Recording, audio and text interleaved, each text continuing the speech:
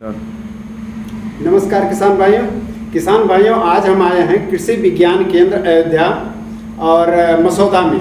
यहाँ पर हमारे कृषि विज्ञान केंद्र के वैज्ञानिक हैं प्रवीण कुमार जी, जिनसे हम आज चर्चा करेंगे। आम की बागवानी करने वाले जो हमारे किसान हैं, इस समय बौर लगा हुआ है और लगभग 80% बौर पौधों में आ गए हैं, 20% शेष बचे हैं। तो उसका रख रखाव कैसे करें, किस तरह से उस पर दवाई डालें या कैसे खाद डालें ताकि हमारे बौर जो फूल लें और उसमें फल लगे, वो गिरे ना, किस तरह से किया जाए बागवानी का काम, उस पर हम चर्चा करेंगे। तो हमारे साथ में हमारे सर जी हैं, हम इनसे चर्चा करते हैं। तो सर जी नमस्कार। नमस्कार। सर जी, आप सबसे पहले हमारे किसान भाइयों को बताइए कि जो आम का बौर इस समय लगा है उसमें क्या ऐसा किया जाए, क्योंकि हमने देखा है बहुत किसानों का बौर नीचे एकदम गिर जाता है, उसमें फल नहीं लगते हैं।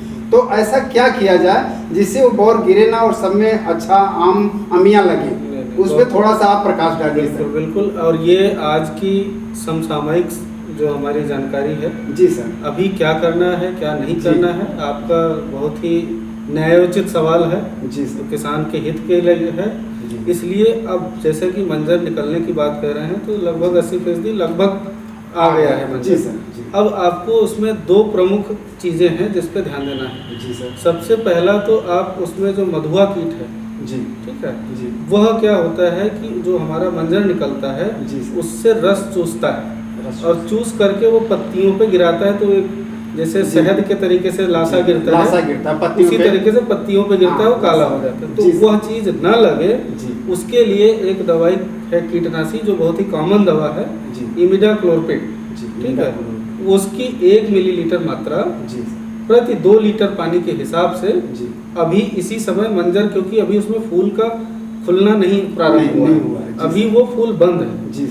तो यह निश्चित है कि आप जब फूल खुल जाएगा उस समय आपको कोई स्प्रे कोई कीटनाशी का इस्तेमाल नहीं करना है। अभी फूल बंद है, मंजर निकल चुका है, उस समय दो चीज, एक घुलनशील सरफल जो कि आपका पाउडरी मिल्ड्यू, जो आप देखते हैं कि मंजर काला हो जाता है और गिर जाता है नीचे, तो वह न गिर वह चीजें ना हो पाए, उसके लिए आप 2 ग्राम घुलनशील सरफल प्रति लीटर के हिसाब से और साथ ही साथ 1 ml प्रति 2 लीटर पानी के हिसाब से कीटनाशी।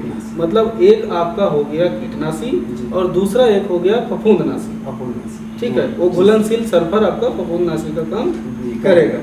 तो सल्फर के इस्तेमाल से आपका पाउडरी मिल्ड्यू से बचत हो जाएगी और जो इमिडाक्लोरपिड दवाई है उससे आपका मधुआ कीट जो मैंगो हॉपर होता है उससे उसकी बचत हो जाएगी। अच्छा सर, इसी पे थोड़ा सा किसान भाइयों बहुत गौर कीजिएगा, कौन कौन सी दवा हमारे डॉक्टर साहब ने बताया है, तो इसको बहुत गौर से सुनिएगा। चर्चा बहुत ही महत्वपूर्ण है किसान भाइयों के लिए, बागवानी किसान भाइयों के लिए खासकर। तो सर, जैसे कहते हैं कि जो मधुमक्खी वाले कीट आते हैं, रस चूसते हैं और फिर दूसरे फूल पे बैठते हैं, उनसे पराग का कुछ होता है ऐसा, तो अगर कीटनाशक डाल दिया जाएगा तो वो कीट उसके करीब तो नहीं जाएंगे फिर। लेकिन अब मानिए रखता है फूल खिला है कि अभी बंद है। हाँ, ये देखिए, आप जब बगीचे में जाएंगे तो वो फूल खिला है या नहीं खिला है वो आपको दिख जाएगा, उस हिसाब से दवा डालना। तो अभी क्योंकि अभी फरवरी ही चल रही है जी सर, अभी मार्च तक सारे वो फूल खिलना प्रारंभ होंगे जी। तो अभी आप यह समय जो चल रहा है, जिस समय हम बात कर रहे हैं जी सर, यह परफेक्ट समय है और इस समय आप जो चीजें मैंने बताई उनका उपयोग आप कर सकते हैं जी। रही बात कि जब हमारा फूल ओपन हो जाए जी सर, उस समय आप ये गांठ बांध लीजिए कि जो पर परागण जिसकी आपने बात कही, उसमें होता यही है कि जब कीट परागण इधर से उधर ले जाकर करते हैं, अपने पोलन को एक फूल से दूसरे फूल पे लेके जाते हैं, तो जो आम है इसमें जो हमारे घर की जो मक्खी, घरेलू मक्खी वो इसमें पॉलिनेशन का काम करती है। ठीक है, आप अगर हनी बी का 1 बॉक्स या 2 बॉक्स आपने वहाँ रखा है, बगीचे में रखा है, तो वह और परागण की प्रक्रिया को और अच्छा कर देती है। ठीक है, लेकिन जब यह पॉलिनेशन अच्छा हो उसके लिए आपको बस इसी बात का ध्यान रखना है कि फूल खुला हुआ हो, उस समय हमें किसी भी प्रकार की कीटनाशी दवा, पानी, खाद, किसी भी प्रकार का स्प्रे नहीं करना, ये बिल्कुल नहीं। अच्छा सर, इस समय हमने बागों में देखा है कि पत्तियां काली हो रही हैं, उस पे वो लाशा जैसा पत्तियों पे हो रहा है, तो क्यों हो जाता है? वही अभी मैं पहले ही बता चुका आपको हाँ। कि वह जो मधुआ कीट है उसके वो क्या होता है, उस मंजर से उसका रस चूसता है और चूसने के बाद मल के रूप में, एक्सक्रीटा के रूप में उसको नीचे गिराता है। तो वही एक्सक्रीटा गिरने के कारण जब वो बार बार प्रक्रिया होती है तब वो पत्तियों पे वो जम जाता है और जमने के बाद वो काला हो जाता है। तो इसका मतलब अगर वो रस चूस रहा है तो उसका मंजर भी हल्का हो जाएगा, सही तरीके से फूल नहीं बनेगा, फल नहीं बनेगा, आपका वो कमजोर हो जाएगा। कमजोर हो जाएगा तो आपका जो अगर किसी कारण से फल उसमें सेट भी हो गया तो वो तुरंत सेट होने के कुछ दिन बाद में वो। अच्छा, इस स्थिति में किसान क्या करे सर? जड़ में कौन सी खाद डाला जा सकता है कि नहीं डाला? अभी आप खाद के रूप में नीचे जमीन में किसी भी प्रकार का खाद नहीं उपयोग करें। पानी सर? पानी का प्रयोग आप दिसंबर से लेके मार्च तक पानी का इस्तेमाल नहीं, बिल्कुल ना करें, बिल्कुल भी नहीं करना है। उससे होता क्या, पानी अगर वैज्ञानिक तरीका क्या होगा, साइंस क्या है इसमें, अगर आपने पानी दिया, पानी देने के बाद होगा क्या कि उसमें एक तनाव की स्थिति दूसरी उत्पन्न हो जाएगी और उसमें हमारा जो उसकी ग्रोथ की तरफ प्रमोट कर जाएगा और हमारा जो मंजर है उसके जो पॉलिनेशन का काम या सारा काम वो काम नहीं हो पाएगा। इसलिए ये बिल्कुल आप गांठ बांध लीजिए, जो भी बगीचे करने वाले लोग हैं उनमें दिसंबर जब मंजर निकलने का आपको देखिए, जिसे हमारे बिहार में पूचा कर रहे हैं, तो आपको दिसंबर में ही पता चल जाता है, इवन नवंबर में ही, कि फ्लावर का डिफरेंशिएशन अंग्रेजी में कहते हैं कि कब उसमें उस कल्ले से मंजर निकलने वाला है या नहीं। अगर आपका नवंबर में फ्लस आ गया, ग्रोथ वाला मंजर आ गया, तो फिर वहाँ पे आप जान जाइए कि उसमें मंजर नहीं आने वाला है, तो वो वहीं पता हो जाता है। इसलिए आप जो सिंचाई की प्रक्रिया है वह दिसंबर से बिल्कुल बंद हो जाएगी और जब तक हमारे मंजर आ न जाए, उसमें फूल खिल न जाए, फल सेट न हो जाए और जब तक मटर के दाने के आकार के न हो जाए तब तक हमको सिंचाई नहीं करनी है। यह मार्च में मटर के दाने का हो जाएगा। जब मटर के दाने का हो जाए तब से हमको प्रत्येक 10 दिन के अंतराल पे सिंचाई करते रहना चाहिए। उसमें कभी ये नहीं करना चाहिए कि हमको ज़्यादा दिन के अंतराल पे सिंचाई, ज़्यादा दिन के अंतराल पे सिंचाई करने से भी फल गिरता है। किसान भाइयों गौर से ध्यान दीजिएगा, सुनिएगा कि कब सिंचाई करनी है और कब खाद डालनी, कब दवा डालनी। अच्छा सर, एक बार बता दीजिए, जैसे उसमें मटर का दाना बन गया उसके बाद किसान क्या करे उसको? हाँ देखिए, आपको मैं ये बताऊं जी, एक जो मंजर निकलता है, एक मंजर में 5 से 6 हज़ार फूल होते हैं। अगर आप सोचो कि वो सारे फूल फल में परिवर्तित हो जाए तो क्या वो सहन कर पाएगा? नहीं कर सकते। तो इसलिए उसमें जो परसेंटेज सेट होने का फल का है वो मात्र 0.1%। 0.1%, 100 में 0.1 उतना ही फल सेट होता है। तब आपके पास उतने मंजर में इतने फल हो जाते हैं। अगर सारे तो नहीं होंगे, लेकिन जो हमारा 0.1% है उसको हम उसमें रोक सकें, उसके लिए आपको वो गिरता क्यों है?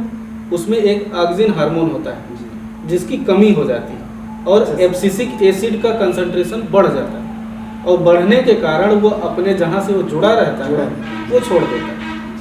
तो हम ऑक्सिन का स्प्रे, मतलब हार्मोन, उस ऑक्सिन हार्मोन का अगर हम दाने, जब हमारा वो मटर के दाने का आकार का हो जाए, तब अगर उस ऑक्सिन हार्मोन का हम इस्तेमाल कर दें तो फिर जो गिरने की प्रक्रिया है वो समस्या हम उससे निदान हो जाएगी। उसके लिए बाजार में ये प्लानोफिक्स वो ऑक्सिन हार्मोन ही है। उसका 1 ml दवा 3 लीटर पानी में आप मिला करके और उसको स्प्रे कर देंगे तो इससे जो गिरने की समस्या है वो रुक जाएगी। और जहाँ तक मैंने एक चीज़ और बताया, ये तो आप काम करेंगे, लेकिन यह जरूर सुनिश्चित करेंगे कि नमी जो है हम बराबर बनाए रखें। यह नहीं कि अभी नमी है फिर छोड़ दिए, फिर सूखा हो गया, तो सूखा होने के बाद फिर अगर हम अचानक पानी दे देंगे तो फिर वो एक टेंशन, तनाव की स्थिति उत्पन्न होगी और उस स्थिति में भी फल का गिरना शुरू हो जाएगा। यह आप सुनिश्चित रखें कि जब तक हम फल की हार्वेस्टिंग ना कर लें तब तक हम एक बराबर सिंचाई प्रत्येक 10-15 दिन के अंतराल पे करते हैं, नमी बनाए रखें। इससे फल का विकास अच्छा होगा, आपके जहाँ फल का वजन भी बढ़ेगा, उसकी गुणवत्ता भी बढ़ेगी। तो ये सिंचाई करने से ये फायदा। तो किसान भाइयों ध्यान दीजिएगा, हमारे डॉक्टर साहब ने बताया, बहुत अच्छी जानकारी दी है। तो एक बार डॉक्टर साहब आप बता दीजिए हमारे किसान भाइयों को, आप अपनी तरफ से अगर बागवानी करता है तो और क्या देख रेख करे उसमें बागवानी की? हाँ जी। अब मैं एक जो किसी भी प्रकार की हाँ, बागवानी कर रहे जानकारी जो हो या फिर आपका एक दो पौधे ही हो, दो चार पौधे आपके घर के अपने पास घर के हो, आसपास हो, तो उसको भी जब आप फल लगाएं जी सर, तब आप उसमें जी। आप सिंचाई जो ये जो हाँ, ऑलरेडी जो मैं आपने बता चुका। जी जी अब जब फल एक बार हम तोड़ लें, जी तोड़ने के बाद जी तुरंत तुरंत अगर वह 10 साल से ऊपर का पौधा है जी तो 1 किलोग्राम जी आपको नाइट्रोजन के रूप में यूरिया आप ले लीजिए, ठीक है। जी सर, और दूसरा तत्व आपका है फास्फोरस।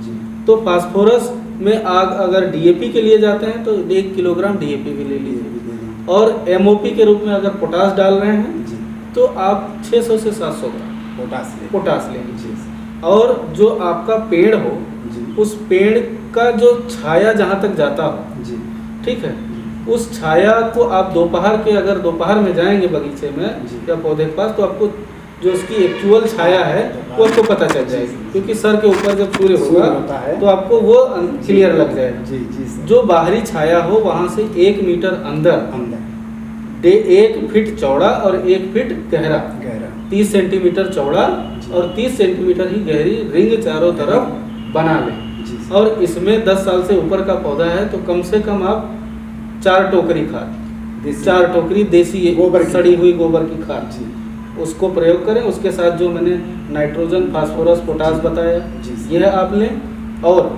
2 सूक्ष्म पोषक तत्व जो बोरान एक है, जी सर, बोरेक्स के नाम से आता है, तो 10 साल से ऊपर का पौधा है तो प्रति पौधा ये क्या काम करेगा सर? यह जो आप देखते होंगे कि आम जब कभी कभी बाद में फटता है जी सर, तो वो बोरान तत्व की कमी के कारण होता है, बोरान की, ठीक है। जी सर, तो बोरान आगे चल के जब वो लक्षण देगा जी तब अगर हम कोई स्प्रे करेंगे तो उसका तत्कालिक प्रभाव हमको नहीं हो पाएगा, नहीं होता है ना।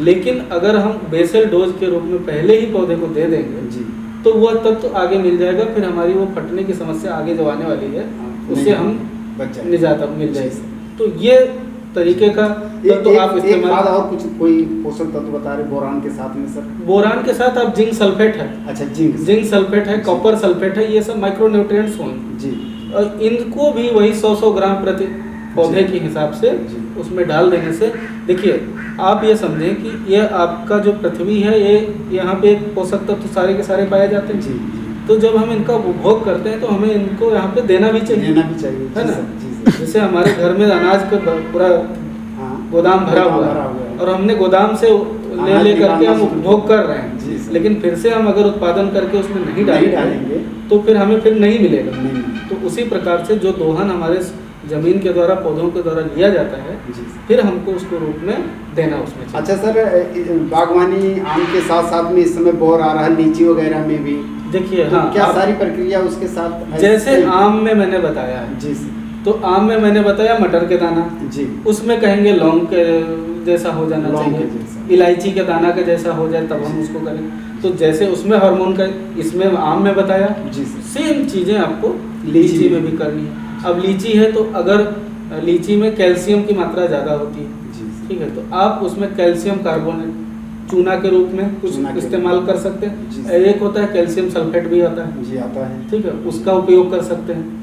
तो इन सब चीज़ों को, मतलब जो भी तत्व इसमें बताए गए, जी। अगर 10 साल से पौधे ऊपर के हैं तो जी। इन्हीं तरीके की खाद जैसे इसमें प्रक्रिया बताई गई है वह किसी भी पौधे में, जी। न केवल आम लीची बल्कि अमरूद है, नींबू जैसे है, सर आपने- किसी भी चीज़ हाँ। में ये चीज़ें का इसी आपने तरीके 10 से आप साल कर सकते के हैं। पौधे के बारे में बताया, जी, तो जो खाद का कम है, जैसे हाँ। 8 साल 5 साल का है, हाँ। उसी एवरेज से उसको कम कर दिया। हाँ वही 10 साल से मैं इसलिए जी। बता रहा हूँ जी सर। कि जब अगर आपने नया बागान लगाया है जी और उसने 1 साल पूरा कर लिया है, जी तब उसके बाद उसमें देखिए जब गड्ढे आपने बनाए होंगे जी। उस समय उसमें लगभग प्रति गड्ढा 1 से 1.5 किलो सिंगल सुपर फॉस्फेट, बिल्कुल सर, क्लोरोपाइरीफास जी। कीटनाशी के रूप कीटनाशी में, के रूप में। ये सारे चीज़ें गड्ढे बनाने, खोदने और भरने की प्रक्रिया के समय आपने इस्तेमाल किया। जी लेकिन जब उसमें पौधा सेट हो जाए, जी, 1-2 प्लस उसमें कल्ले आ जाए, हाँ जी, तब उसमें पेड़ से 1 फीट दूर पे ही दीजिए।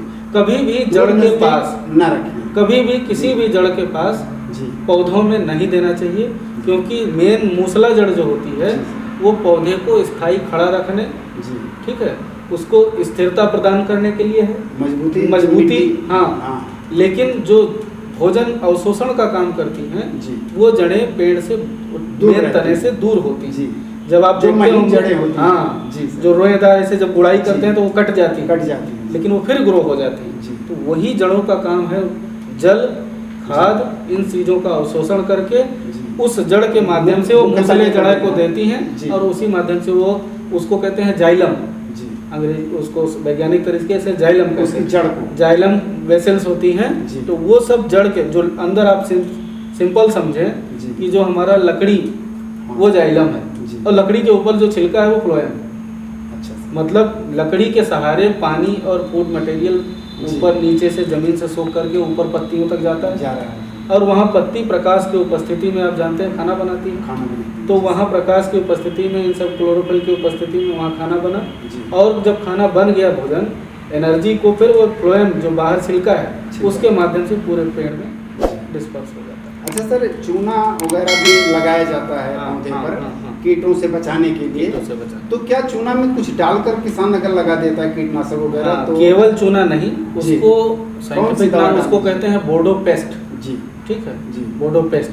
तो उसमें क्या करते हैं कि 1 किलोग्राम आपका चूना रहेगा चूना रहेगा। जी सर। और 1 किलोग्राम आपका कॉपर ऑक्सीक्लोराइड, अच्छा सर। ब्लाइटॉक जो नीला थोथा का नीला है तोता। ना। जी सर। जी। तो 1 किलोग्राम चूना, 1 किलोग्राम नीला आपका तोता। नीला थोथा जी। और कितने पानी में, और आपको मात्र 10 लीटर में करना है। अच्छा सर। ठीक है। एक किलो 1 चूना 10 किलो लीटर पानी। हाँ जी। 10 लीटर पानी। आप क्या करिए कि अगर आपको कल लगाना है जी सर। तो आज शाम में ये काम करिए कि 1 किलो चूना पानी 5 लीटर में भिगा हाँ, दीजिए भिगा दीजिए। और 1 किलो आपका नीला थोथा जो मैंने बताया वो भी शाम को डाल शाम को डाल जी दीजिए। सर। दोनों 5-5 लीटर पानी में डाल दीजिए। जी सर। अगले दिन उसको छान लीजिए। जी। ठीक है। जी। छानने देखिए छानना है तब स्प्रे करने के लिए छानने की जरूरत पड़ेगी, हाँ सर। लेकिन नहीं अगर करना जड़ है में पोताई जड़ में लगाना जी। है तो दोनों चीज को अगले दिन सुबह एक साथ मिलाइए मिलाइए। और दोनों बराबर तरीके से एक साथ डालिए, अच्छा सर। है ना। जी। और डालने के बाद उसको उसी दिन उपयोग कर लीजिए, उसको रखना नहीं।